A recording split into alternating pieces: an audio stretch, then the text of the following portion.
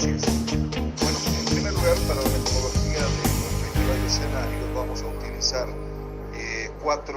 cuatro argumentos, podríamos decir. El modelo matemático, la teoría de juegos, el análisis estructural de actores sociales y el método Delphi. Lo primero que hacemos es una definición del momento actual. A diferencia de lo que sucedía 10 años atrás con el empate catastrófico, donde teníamos un centro democrático pequeño, ya que los mayores espacios los ocupaban los extremos, los radicales de los extremos, en ese escenario el MAS logró imponerse y convertirse en hegemónico. Coadyuva en esto la posición de las Fuerzas Armadas y el escenario que era proclive internacionalmente. Hoy los extremos han cedido.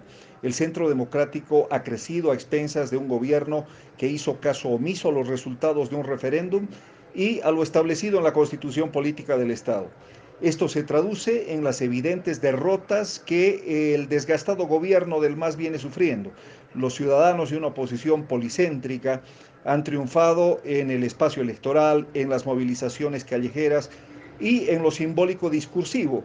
Que es allí donde se confrontan las posiciones democráticas y autoritarias, democráticas de los ciudadanos y autoritarias por parte del gobierno.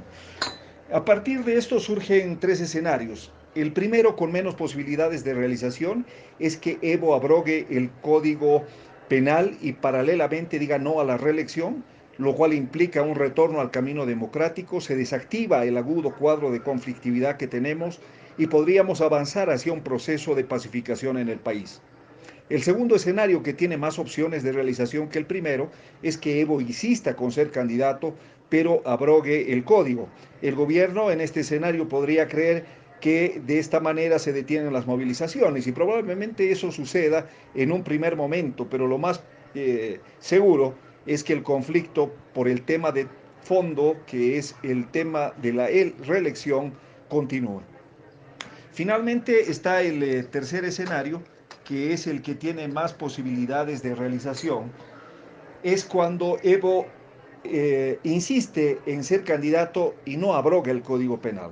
Este tercer escenario podemos subdividirlo en otros tres subescenarios. El primero, con menos posibilidades de realización, es que el gobierno controle la situación, así podemos tener una salida de paz social y elecciones con Evo de candidato. La gran duda es si ante una eventual victoria de la oposición el gobierno reconocería su derrota. Luego de no reconocer el referéndum del 21 de febrero es bastante difícil que esto suceda.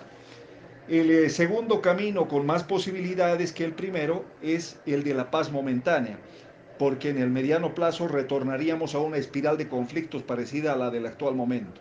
Finalmente está el tercer subescenario. En la medida que Evo persista en su idea de ser candidato, nos aproximamos a un momento de mayor conflictividad, protestas, incertidumbre que configuran una convulsión social. Es muy probable que para detener esta conmoción el gobierno utilice el mecanismo del estado de sitio, un instrumento constitucional que les dio resultado a gobiernos democráticos en el pasado, pero la gran pregunta es qué puede suceder cuando un gobierno que no respeta la constitución lo utiliza. Están los dos caminos que se pueden tener en esta instancia, que se logre detener el conflicto o que el estado de sitio no sirva y sea sobrepasado, que es lo más probable.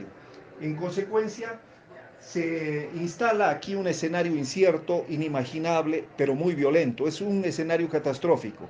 En estos casos se sabe cómo empieza, pero no se sabe cómo termina. Y no llegar a este escenario catastrófico depende del gobierno. El futuro no está escrito. Nosotros lo construimos. Estamos viendo que el mejor escenario es el número uno y el gobierno puede avanzar hacia él. Esto es simple. El gobierno debe abrogar el código penal y Evo Morales debe respetar los resultados del referendo, retornando al cauce democrático, no insistir con otra candidatura. Privilegiamos, en todo caso, un gobierno de leyes por encima del gobierno de hombres. Gracias.